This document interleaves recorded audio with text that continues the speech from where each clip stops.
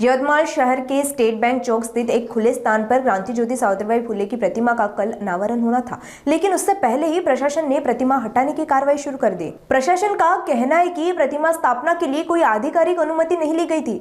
हालांकि स्थानीय नागरिकों और कार्यकर्ताओं का आरोप है कि प्रतिमा हटाते समय कोई लिखित आदेश या दस्तावेज नहीं दिखाया गया।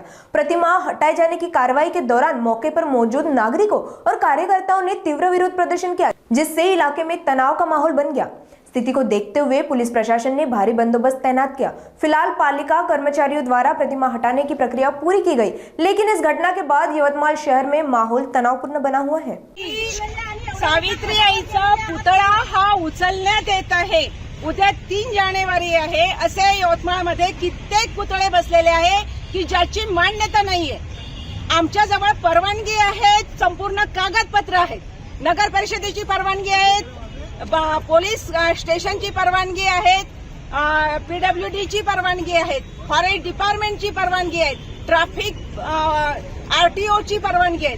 आमच्या जवळ ह्या सर्व परवानगी आहेत आणि या जागेवर पुतळा बसवण्यासाठी सर्व परवानगी दिलेली आहे।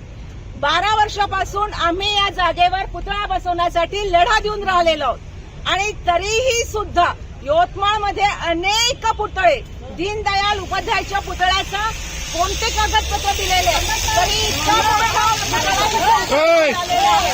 आणि फक्त या देशामध्ये या सरकारने एक महिलांवर अन्याय अत्याचार करण्यासाठी जी मोहीम उचललेली आहे, त्या मोहीमचा आम्ही सर्व महिलांनी निषेध करतो आहोत। यांना लाज वाटायला पाहिजे की 3 जानेवारी उद्याला असताना हे आदेश देतात।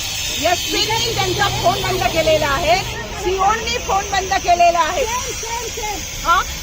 आपल्या इथले मंत्री महोदय उईके साहेबांनी सुद्धा त्यांच्याशी आम्ही कॉन्टॅक्ट केलेला आहे आणि त्यांनीही त्यांचा फोन बंद केलेला आहे।